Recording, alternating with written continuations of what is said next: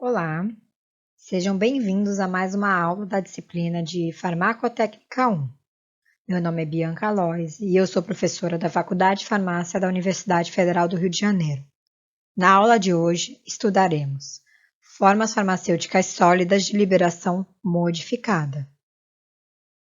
Após a administração de uma forma farmacêutica sólida oral, o fármaco deve ser liberado e dissolver nos fluidos gastrointestinais para que seja absorvido e exerça a ação farmacológica esperada. As formas farmacêuticas sólidas orais podem ser classificadas de acordo com seu tipo de liberação, em produtos com liberação convencional ou liberação modificada. As formas farmacêuticas sólidas orais com liberação convencional apresentam liberação imediata. São desenvolvidas para liberar o fármaco rapidamente após a administração. Em contrapartida, as formas farmacêuticas sólidas orais de liberação modificada são desenvolvidas para modularem a liberação do fármaco, retardando ou prolongando a sua dissolução. Estudaremos nessa aula esses tipos de liberação, as tecnologias envolvidas nessa modificação de liberação e os objetivos desses sistemas de liberação modificada. Em um sistema de liberação convencional, a maioria dos fármacos não apresentam ação duradoura, sendo necessária a administração de várias doses, ocasionando esquecimento, necessidade de adaptação do regime terapêutico e não adesão ao tratamento.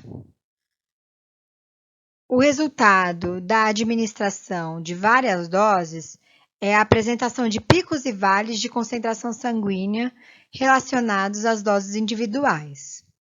Com isso, aumenta o risco de se alcançar a concentração mínima tóxica ou ficar abaixo da concentração mínima efetiva. Já em um sistema de liberação modificada, a administração é feita em um menor número de doses. Isso aumenta a conveniência e a adesão ao tratamento. Também é possível a eliminação de dosagens noturnas, que aumenta a qualidade de vida do paciente. É observada uma menor flutuação dos níveis plasmáticos, redução dos efeitos colaterais associados à apresentação dos picos e vales de concentração sanguíneas relacionado com a dose.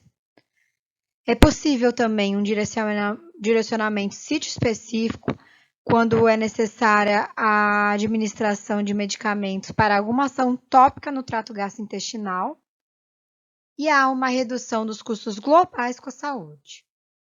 Como desvantagens de um sistema de liberação modificada, podemos observar uma menor flexibilidade no ajuste da dose e ou regime terapêutico, e o risco de liberação súbita e total do fármaco, por causa de uma falha na tecnologia empregada. Como objetivos de um sistema de liberação modificada, podemos citar o controle da taxa de liberação e o controle do tempo e local de ação. Vamos conhecer alguns dos diferentes tipos de liberação controlada. Na imagem, podemos ver a curva de concentração plasmática em função do tempo de um sistema de liberação imediata, convencional, onde o fármaco apresenta um efeito rápido.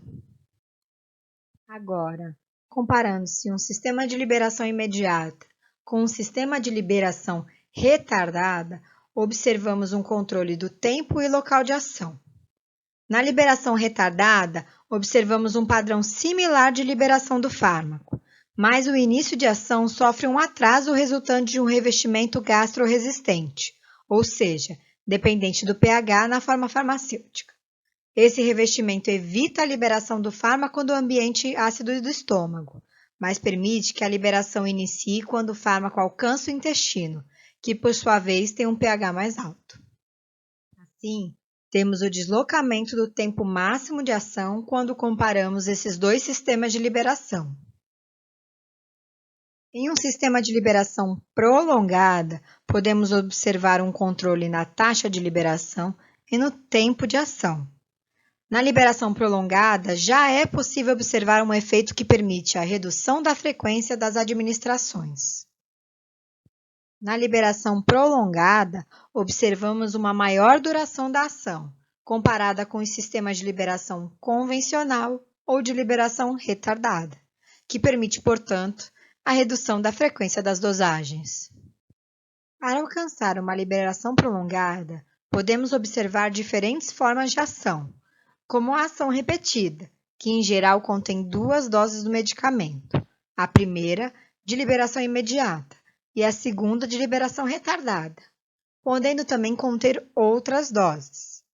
Para alcançar esse tipo de ação, um comprimido de 2 camadas pode ser produzido, de modo que o fármaco contido na primeira camada seja liberado imediatamente, enquanto que aquele presente na segunda camada seja liberado como uma segunda dose ou de maneira prolongada.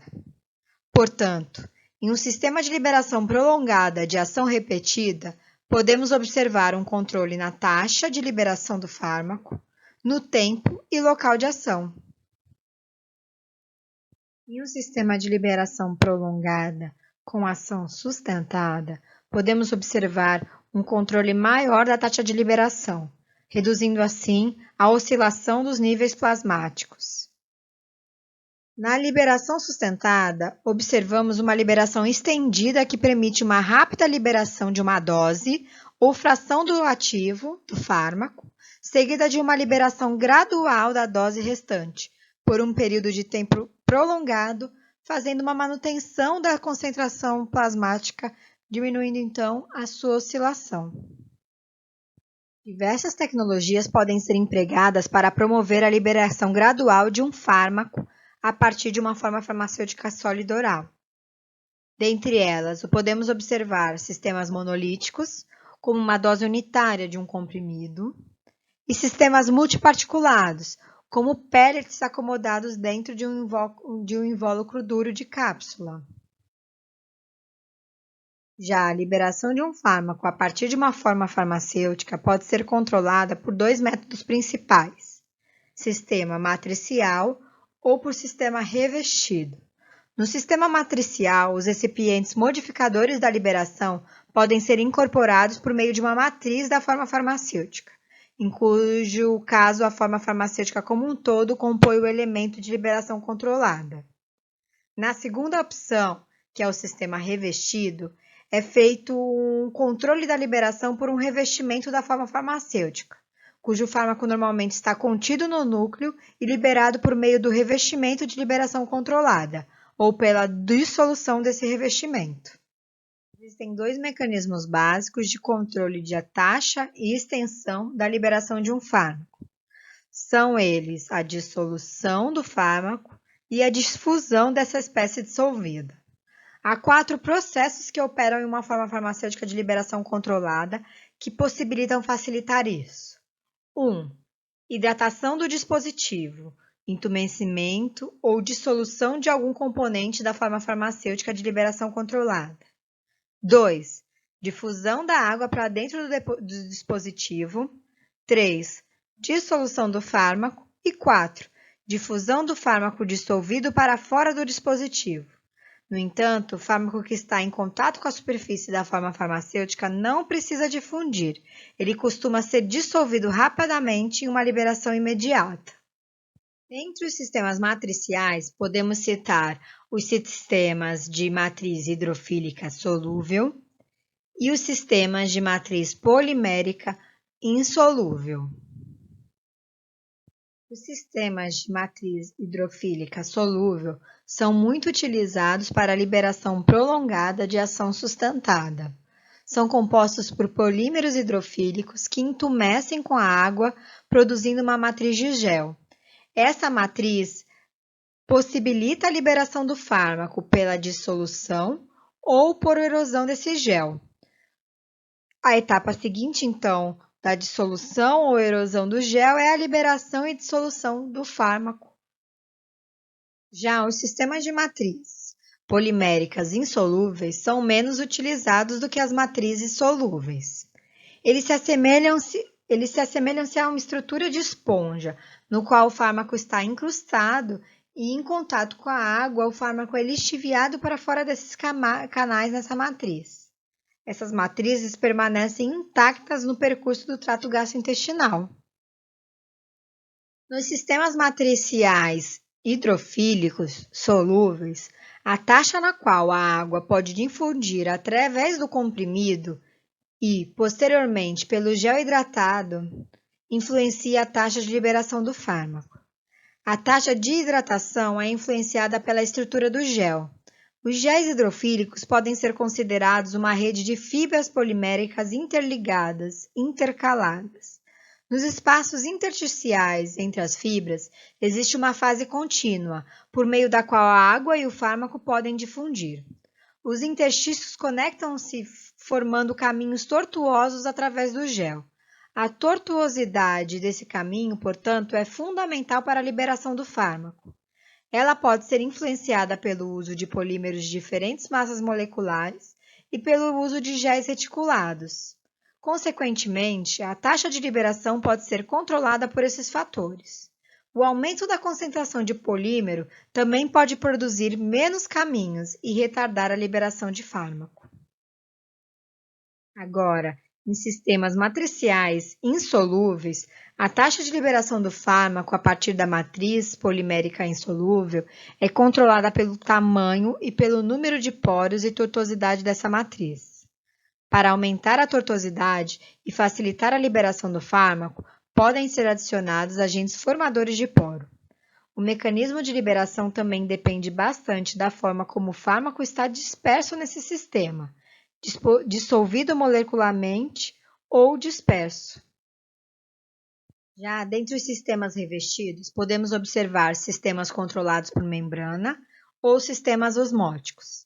Os sistemas de liberação controlados por membrana diferem das formulações matriciais, pois a parte que controla a taxa do sistema é uma membrana, por meio da qual o fármaco deve difundir, em vez de difundir através da matriz como um todo.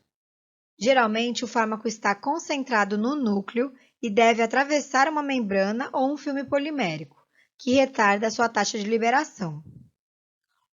Nos sistemas osmóticos, o fármaco é incluído em um núcleo de comprimido solúvel em água, ou seja, tem capacidade de dissolver ou suspender o fármaco na presença de água. O núcleo do comprimido é revestido com uma membrana semipermeável, que possibilita a passagem de água para o interior do núcleo. Conforme os componentes do núcleo são dissolvidos, aumenta a pressão hidrostática que força, ou seja, bombeia a solução ou suspensão do fármaco através de um orifício perfurado no revestimento. Sim, podemos observar também revestimentos gastroresistentes. O conceito é similar ao de liberação prolongada, controlada por membrana, exceto que a membrana é delineada para desintegrar-se ou dissolver-se em um ponto determinado, pré-determinado. O gatilho mais comum para revestimentos de liberação retardada é o pH. Os revestimentos gastroresistentes são revestidos por polímeros insolúveis em pH baixo, mas solúveis em pH elevado, por exemplo, em algum ponto entre 5 e 7, dependendo do polímero. A taxa de liberação do fármaco é controlada, então, pela sua exposição, ou seja, a exposição do seu revestimento ao pH adequado. Ficou com dúvidas nessa videoaula? Fez suas anotações? Utilize o fórum da nossa sala virtual e traga suas dúvidas. Essas foram as principais referências utilizadas para a construção dessa aula. Sugiro como leitura complementar a leitura na íntegra desse artigo que estou citando, Formas farmacêuticas sólidas orais de liberação prolongada, sistemas monolíticos e multiparticulados, publicado na Revista Brasileira de Ciências Farmacêuticas. Boa leitura, bons estudos. Até a próxima!